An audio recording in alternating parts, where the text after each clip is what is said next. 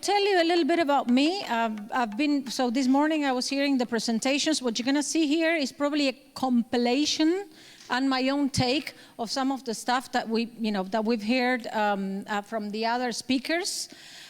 This is really a personal take on some of the trends, and it's based on my experience. My husband jokes that I'm a millennial with 20 years experience. As you can see there from the logos of the companies, I have changed companies quite a bit in my life, so I have experience and I'll bring experiences from companies that are very dissimilar between each other, some that are very big, like the one that, so at the moment I'm with Philip Morris, but I've worked with also other very big multinationals, and others like the ones in the middle that tend to be much smaller, typically entrepreneurial, very global as well. And another point that I think it's interesting to highlight, it's about, not all the companies that I work had very deep pockets. So it's not that I had a lot of money and free reign to hire staff or do all the most expensive programs. Sometimes I've been, I won't say lucky, sometimes it's a bit of a curse, but sometimes you have the resources, and sometimes myself and my teams, we had to be very inventive to make sure that we delivered on what we promised. So the background personally on myself, I've been working in Europe on and off for the last 20 years, but I'm originally Argentinian. I've been living in Switzerland for the last 12. Hopefully next year I'll become Swiss as well. I'm not a scholar. I've been working in HR for the last 20 years. So this is the lens that I'm going to bring. It's really about examples and how I'm living, and I'm expected to leave the trends that we've all spoke about. There are many trends, and we've heard a lot about it this morning. I'm going to focus specifically for this talk on 3, and that's speed, demographics, and connectivity. So the implications in HR, so these trends exist from a global perspective.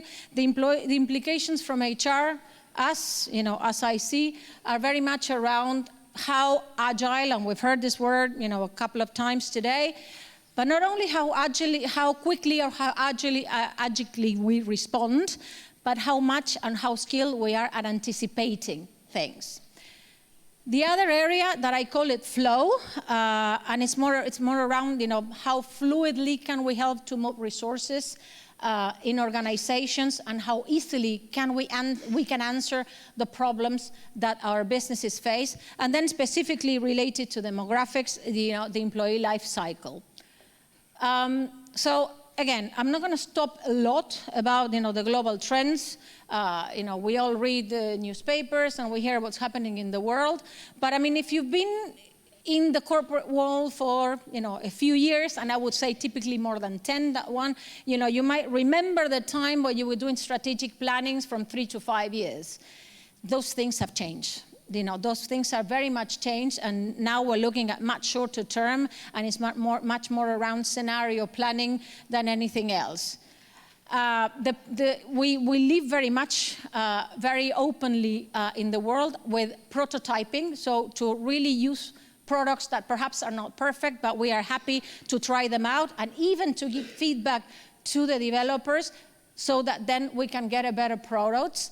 And we can see, as we were, I don't know if any of you guys heard the last talk in the Scrum, in terms of the expertise at the top down, no more. So the structures of the organization, we cannot realistically expect that the manager or the manager's manager is going to have all the knowledge and to be able to answer all the questions. So when we look specifically at the implications in HR, so as I was saying, I mean, when we look at the planning horizons and the validity of some of our long-term processes that we were running in HR, typically workforce plannings, even talent talent management, etc., the length of those processes has changed, and the nature of those processes is changing as well. So in my last company, so I'm currently in Morris, but in the company that I was working before, we went through a couple of very intense periods of M&A. So in the last 2 years, we acquired a couple of companies. So when we talk about speed, when you're working in an M&A team as part of HR and leading the people stream, that's an extremely intense period where you're mobilizing resources, but not only that, but you're looking at the challenges that you have and getting answers in real time, validating hypotheses, and then adjusting the deal as it goes. So as you look at that, and as you look at the planning horizons, I'm seeing, and this is what I'm seeing in my current company as well, I'm seeing more and more M&A-like type of team. Not necessarily all the teams need to be so intense.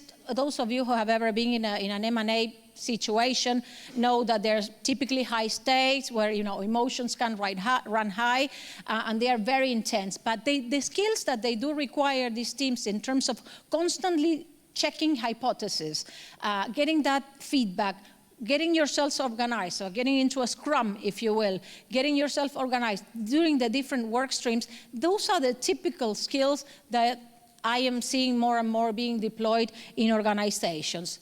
Grantedly, as I said, this facilitation of skills tends to be easier in smaller organizations rather than the typical global matrix organizations and very big organizations. But having said that, that is also changing as well.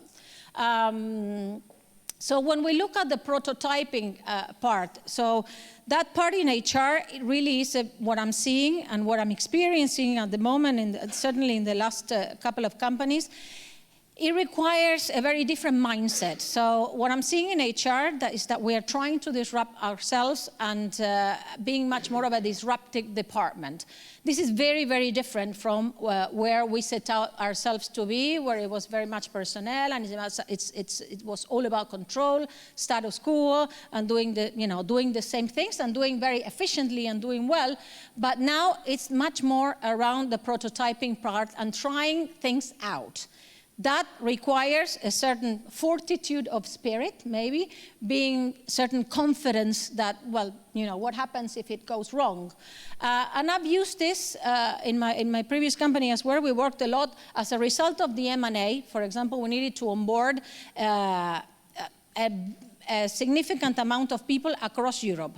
This was a particular case where, we were going as well through a restructuring exercise in terms of being, very conscious in terms of SG&A, so how we spent our money. So it's not that there was a limited amount of resourcing for people traveling around and delivering a number of onboarding. So what we decided to do there is apply a little bit of the M&A approach there to the onboarding. So typically what we would have done is in HR, go and look at, okay, what do we need to do? Get a team together, get a consultant, come up, spend 6 months devising an onboarding, maybe test it, but then, it would take us a long time, and then they will have a number of deployment instructors, let's say, that would go. So what we decided to do there is to take a little bit of our own medicine, and we surveyed a big, through technology, we surveyed a big number of our opinion experts and the people who actually knew what our new employees needed to know. And we also surveyed our new employees. So as soon as we were legally able to get in touch with our new employees, we managed to survey, not all of them, but a big number of them in terms, what do you think you need to know of the company that has, that you are now part of? So we got different inputs from very different areas, from inside the company that had acquired a new one, and from let's say the new employees coming. And with that, together with that, we put together a small team with the subject matter experts, so the people who really would be able to deliver, who had language capabilities as well. And we prototype a number of proposals in terms of the onboarding. So with that, we were able to check it with this smaller number of team, and try it out with on a couple of pilot cases with the employees that were coming to our group. So it was very much a lunch, review, and correct. Oh, as you can imagine, it was not perfect at the first go. It was not perfect at the second go. But we devised something that was flexible enough, and it was specifically a map that was done in a digital and in a printed way, that we will be able to change it, and that would target what employees needed to know at a pan-European level. This was done at a pan-European level. That could then be customized with what they needed to know from a local level. And this was then taken as well as a model and roll out from a global perspective, okay? The other part that I think is changing in terms of specifically the speed and how we touch the way we work, we're all very familiar with the word FTE, full-time equivalent. That we are seeing quite a lot of change, and one of the presenters this morning talked about the gig economy. This seems to be more prevalent in the US, for example, rather than in Europe, but we're seeing more and more, and now we're seeing a lot of employees that are not full-time equivalents, that are in the longer-term contractors or short-term contributors that are not in, let's say, satellite kind of contribution, but actually they are extremely core to what we need to be delivered. And this is something that we as HR need to come up with a way to make sure that this new kind of employees are able to deploy all their expertise and help us to solve the problems that we not necessarily can solve with the normal, let's say, the normal structure of the hierarchy as well. It's something that is very much in the making, and it's something where I can see that we have a role to play to come up with a proposal, to come up with a structure, or to come up with a way to address this way and to make sure that we build on this flexible way of working with employees in the gig economy.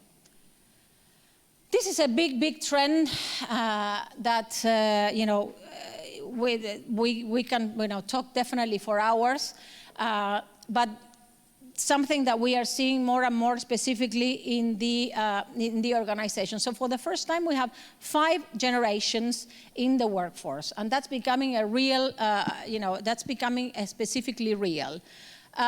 So as we look at the implications in terms of HR, we really need to be looking at different models of working. As you know, so typically we have been enjoying for the last 40 years a very steady supply of talent, of very well-trained employees. But unfortunately, the people who are there are the ones that we call the baby boomers. These baby boomers have not had as many kids as their parents did. So very quickly, we are coming, and some countries sooner than others, we're coming to a big gap in terms of skills. So this is where HR, where we have, I believe, the challenge to come up with a model that will help us maintain and incorporate the knowledge that we have from the older workers, and make sure that they connect in a very purposeful way, and in a very creative way as well, so that we work across the different career paths. I'm mentioning there, I'm not going to talk it, but I very much recommend the book that talks about the 100-year life from Lynda Gratton.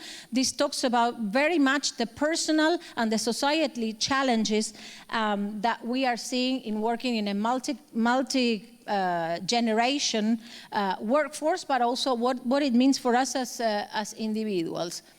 So as I look for that in terms of the workforce composition, and I won't have time necessarily to talk about everything, what I've seen is to a limited degree, I have to say, but the impact that you can have on reverse mentoring. In the last company that I was working with, we were setting a program that's typically a leadership program on accelerating the learning for what we call early career talent, early career men and women. So typically after the graduates, it's people between roughly 7 to 10, 7 to 12 years of experience. So imagine late 20s, early 30s.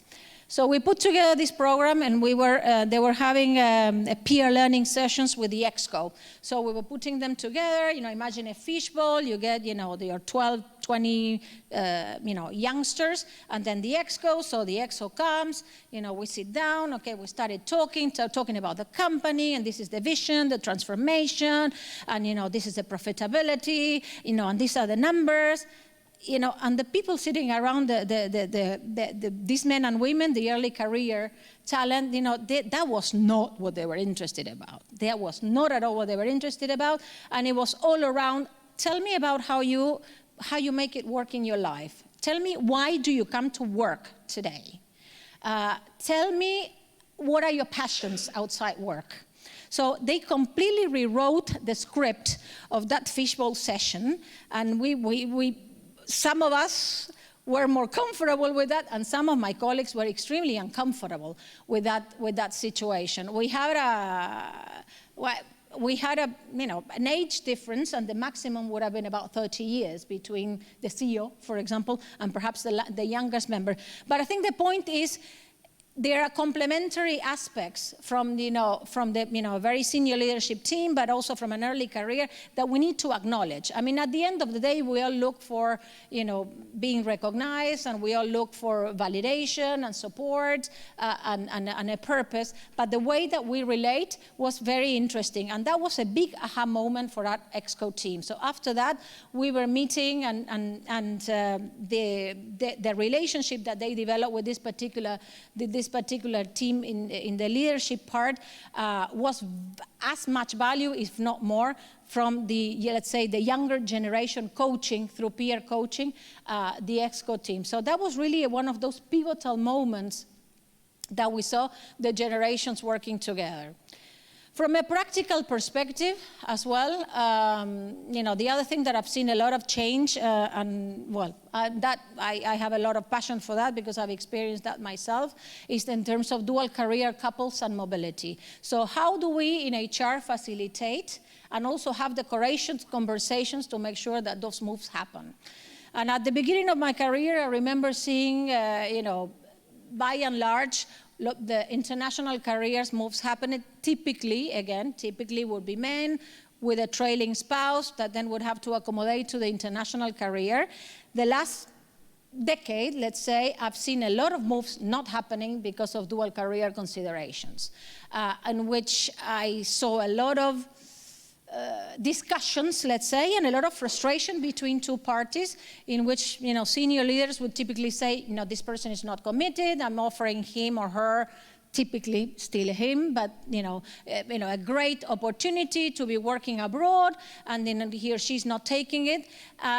And the other party, instead of being perhaps happy with the potential career opportunity, it was a lot about frustration and feeling that they could not be able to tell exactly what they mean, and that there was not real understanding on why the career of their partner was equally important. So I've seen a lot of conversations evolving here, and this is where I've seen us in HR making a contribution, where probably we still need to do more to find other models in terms of mobility that can work when this dual career couple considerations come as well. So we have come up with much more flexible assignments, shorter term assignments, times where the person needs to be on the particular location, shorter terms, and then incorporate the learning not necessarily in the international location, and being very, very deliberate in terms of what are the specific competencies, what are the specific skills that we expect this person to develop, rather than necessarily, yes, we want him or her to experience an international assignment. The area of gender balance, well, it's a very big area. I'll touch upon. This is an area that I have a lot of passion about, and one that I'm personally, not necessarily on HR disappointed, because I think we have a role to play, but not necessarily always the main one. But when I started 20 years ago, I was looking up, and this is the first time in my life that I saw, ooh, this doesn't look like I thought it would look like. It was the first time that as you go through university, typically you see meritocracy, you do well, you study, I mean, you see things happening. And as I joined, I was looking at the top of the house of the company and said, I don't see a lot of people like me, but okay, well, maybe things will change. This is where, from a societal perspective and from a business perspective, I think we have made very little progress. And I have also seen, and in many cases, I've been guilty of that myself, and I recognize that, HR trying to push the gender agenda and us not being successful. I think what I've seen working is where there's a clear commitment from the leadership team, and the issue of gender balance is treated as any other business challenge. So it's treated as, okay, this is a skills gap problem.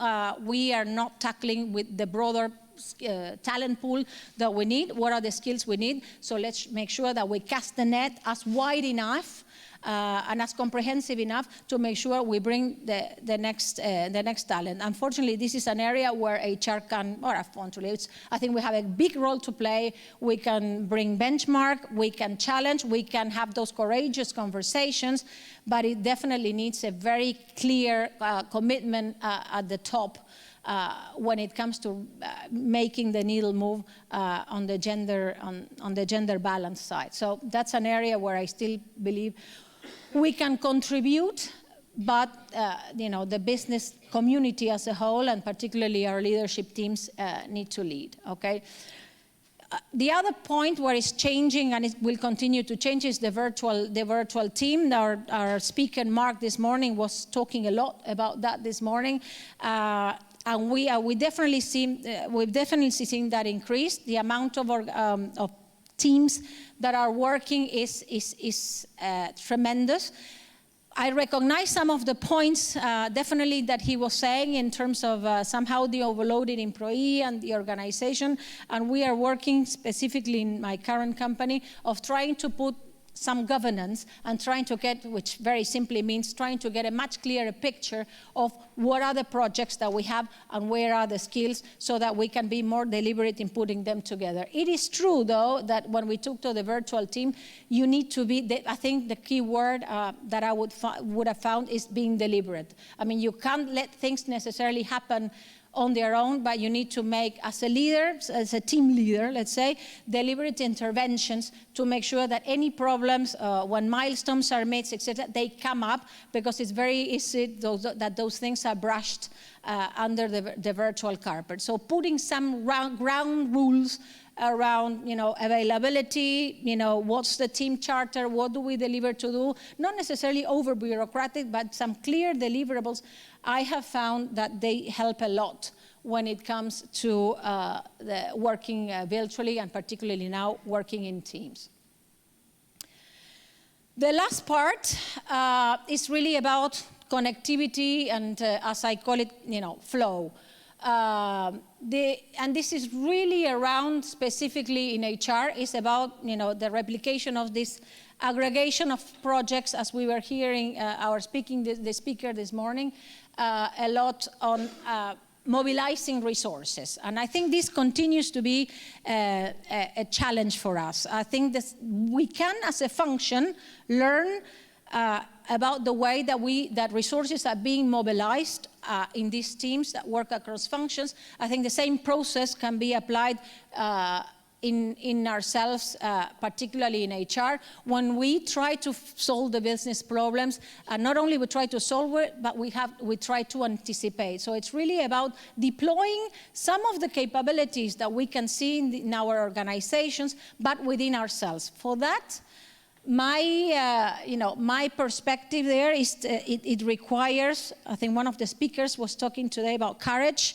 I'll call it guts. It requires some guts, because things are going to be done differently. So if we are to anticipate problems and bring different solutions to the questions, then it means that we need to be deploying and trying to answer those questions very differently.